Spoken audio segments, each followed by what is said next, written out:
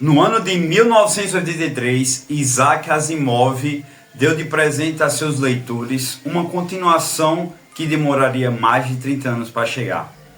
Asimov, que já tinha escrito outros livros durante as décadas, deu aos fãs a continuação de uma de suas primeiras duologias, Os Robôs da Alvorada. Gente, Os Robôs da Alvorada foi escrita por tanta pressão que o autor estava tendo ali durante as décadas para que realmente o detetive Elijah Baley e seu fiel e amigo robô Daniel Olival, para que tivesse novas aventuras ali investigativas. Mas será que realmente esse livro foi uma boa escolha do autor?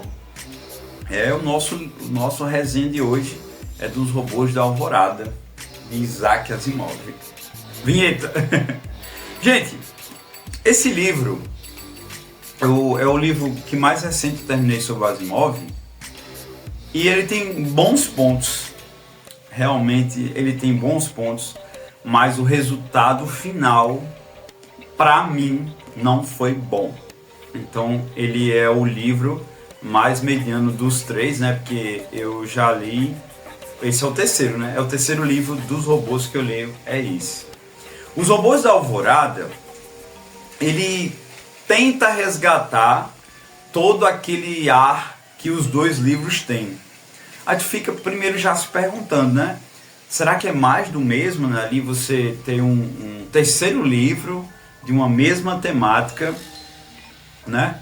Ou alguém assassinado, os detetives vão fazer aquela busca, né? No primeiro foi na Terra, no segundo foi lá em Solária, e aqui o terceiro assassinato não é mais humano. Pelo menos aí o Asimov ele muda, que quem foi assassinado, gente, eu vou contar spoiler, então depois eu vou explicar muita coisa sobre isso. Chamado roboticídio. Um robô é assassinado no planeta Aurora. Aurora, talvez, né, pelo menos até aqui, é o planeta mais importante ali do mundo sideral, onde já existe vida em vários planetas. Isso eu já contei aí no primeiro livro, né, Nas Cavernas de Aço. Já existe vida aí em vários planetas. E esse assassinato aconteceu nesse planeta, onde, tipo, gente, quem é que mata um robô? Quem é que tem motivo para matar um robô, né? Mas realmente existe uma trama aqui que era para ter sido melhor, até a questão política, né? Entre outros pontos. Eu vou destrinchar todo esse livro, sim. Então o que acontece? Esse robô é assassinado e novamente o detetive Elijah Baley, através ali do representante Ralph Astolfi, lá dos mundos siderais, é convocado para ir ao planeta Aurora para desvendar esse crime ali, ele que já tinha desvendado ali. Gente, o Baley e o Daniel ficaram tão famosos que aqui no terceiro livro fizeram até um filme. Fizeram um filme das Cavernas de Aço, onde explica, né, todo o que aconteceu lá, os crimes, e ele fica bem famoso. Ele fica bem famoso, sim. Tem umas sacadas interessantes nesse livro. Então, o Elijah, ele vai lá para a Aurora, e já acredito que estamos em 4017, 4016. Realmente, ele não fala essas datas, essas são as datas que os fãs ali fazem, né? Mas aí a gente tem uma ideia que o filho já está um pouco mais jovem, ele já é jovem, ele tem essa passagem sim de tempo. Elijah Baley vai lá ao planeta Aurora e encontra novamente seu amigo, né, o Daniel, e temos aí um novo robô que acaba criando uma ideia de trio. Será que é porque é o terceiro livro e temos 3 personagens, essa ideia de 3? Não sei.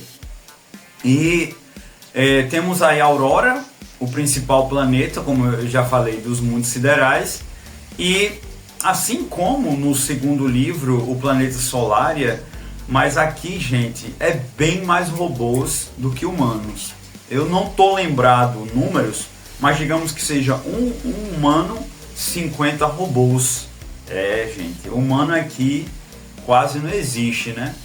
Mas assim, a gente tem aí esses fatos aí que aconteceram com o robô e fica essa investigação. Gente, esse livro, ele tem 500 páginas, ele se passa em 2 dias e meio, quase 3. E aqui também no desenvolver da história, um personagem chamado Gladia, do segundo livro, aparece. Inclusive, ela está morando por aqui. Ela decidiu aí, ela tinha um bom poder aquisitivo, depois que, como a gente viu no livro anterior, o esposo dela foi assassinado, né? Ela foi morar lá em Aurora, porque realmente é uma vida melhor, é o melhor planeta. Ela queria ali novidades. E além dos costumes ali do planeta Aurora, é um planeta, gente, realmente muito estranho. Existe até incesto lá, incesto é algo natural. E o detetive Elijah acaba tendo ali um segundo contato com a Gladia. E assim, eu confesso que eu pensei que a gente teria um romance entre eles, porque lá no segundo quase rolava, né? Ficava aquele chove não molha. Disse, não, agora com a situação mais libertina até da própria literatura, eles vão se envolver. Primeiro que eles não, o esposo já tinha morrido, mas tem um porém, né? O Elijah é casado, então acho que ainda na época o mundo era, digamos, mais conservador. Até mesmo na literatura eu acho que isso não rolaria muito bem, apesar de uns conflitos ali do casamento do Elijah. Então fica esse chove não molha. E quando eles se encontram, realmente, agora vai, o negócio vai para frente, pelo menos uma noite de amor. Você lendo ali o livro, você fica imaginando, né, tentando, agora vai, e nada. E a Gladia, novamente, é uma das suspeitas, né, porque infelizmente ela ali, sem querer, né, sem querer mesmo, né, nem entre aspas, sem querer ela matou o marido.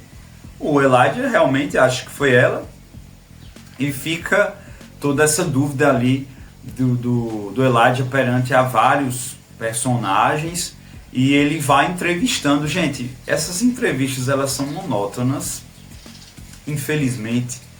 Dava para explorar a gente de uma maneira tão grande essa questão de Aurora, que sinceramente eu não sei o que aconteceu com o autor. Gente, é a minha opinião, né? Se você gostou do livro, você tá no seu direito. Eu realmente, não que tenha sido mais do mesmo, porque realmente, gente, para começar, foi um robô que foi morto, né?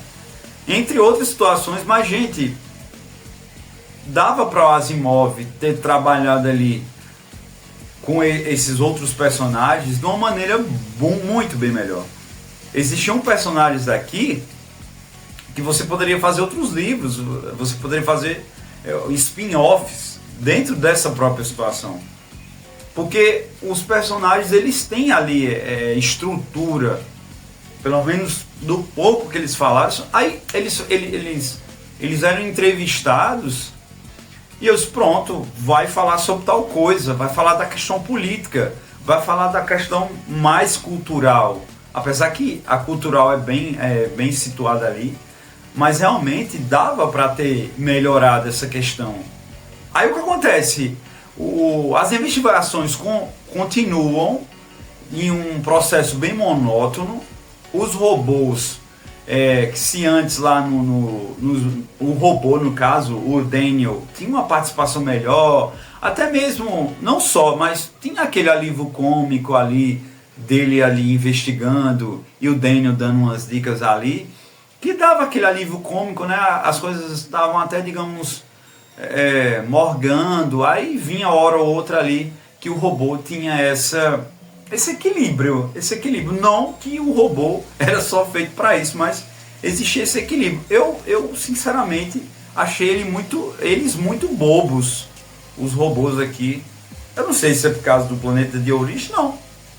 realmente eu achei os robôs muito bobo aqui, muito escalados demais. Bem, eles são assim os robôs, mas realmente nos outros livros eles tinham uma participação melhor. Até mesmo essa...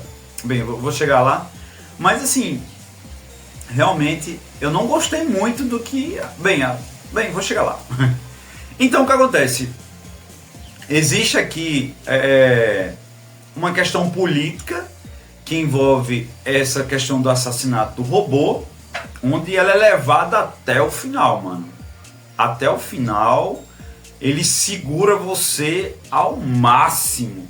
O autor segura você onde você, nossa, acaba logo. É sério, gente. Foi um dos últimos livros, assim, que realmente eu não tô lembrado um livro que eu chegava e dizia, acaba logo, pelo amor de Deus, mano.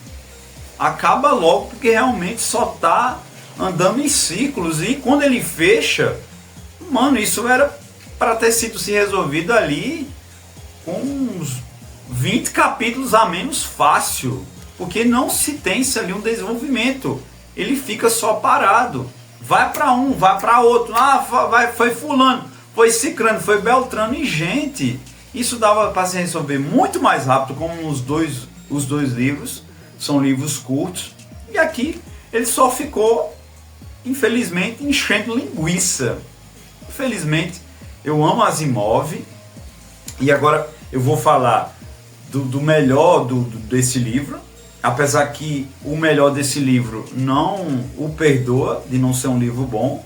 Que é as ligações que ele faz ali com todo o universo da Fundação.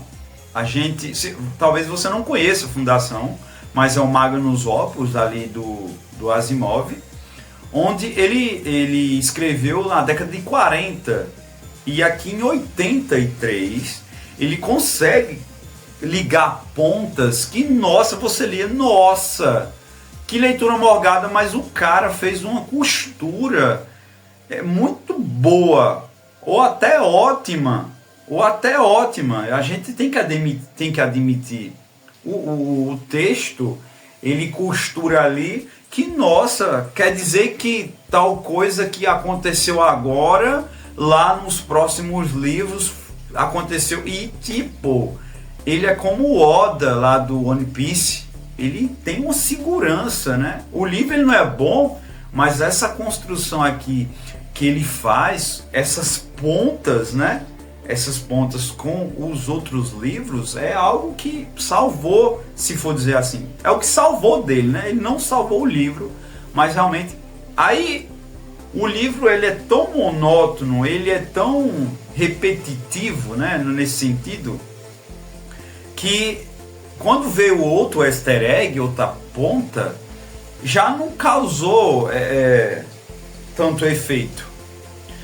Se ele tivesse colocado ali e ter fechado o livro, né? Beleza. Mas assim, essas pontas, ele demorou uma segunda ponta. E quando a gente chega ali no final, onde na verdade não foi um assassinato, na verdade foi um efeito de um outro robô, esse segundo robô não Daniel, que é o Giscard, ele tem uma importância, ele tem sim uma importância interessante ali no fechamento do livro, mas tipo, já era tarde demais. Já era tarde demais porque o autor ele preferiu expandir tanto a conversa, às vezes que tipo, cortando não traria efeito. E realmente o efeito do Giscard aqui, toda essa questão, é porque realmente são termos que talvez você não conheça, né? Que eu já conheço porque eu li antes Fundação, que é a psicohistória. E entre outros conceitos, aqui é porque já tem outro livro que não é dos robôs, mas ele já fala do Império Galáctico. O Império Galáctico é o máximo aí que os planetas chegaram, onde acho que eram milhões, creio eu, acho que eram milhões de planetas, onde foi necessário criar ali um Império Galáctico, situado no planeta Trento. A gente vai ter análise aí de todos os livros e a gente vai chegar em Trento. Enfim, gente, é um livro que a minha expectativa estava um pouco alta, mas caiu muito o meu conceito com ele por essa monotonia do autor, dele ficar segurando tanto algo que poderia ter sido resolvido ali em primeiras situações. Eu só quero deixar uma outra situação, essa questão do personagem da Gládia, essa questão sexual, esses meios que Asimov falava de sexualidade nesse livro, eu acho que ele não tinha liberdade nos livros anteriores. Ele citou ali palavras que realmente, eu disse, isso não é do feitio lá do Asimov. Mas também não soma. Os Robôs da Alvorada, ele para mim só tem duas situações muito interessantes, que é esses easter eggs e no caso o final, apesar que não salva o livro. Mas assim, essa é a minha opinião, né? Cada um tem sua opinião. Eu vou dar continuidade sim às leituras aqui na nossa playlist, mas infelizmente o resultado final desse livro não é satisfatório. Eu vou ficando por aqui, mas prometo sim fazer análise do quarto livro e depois a gente faz um resumão aí, talvez um vídeo unindo aí eles quatro. Fico por aqui, muito obrigado e até mais!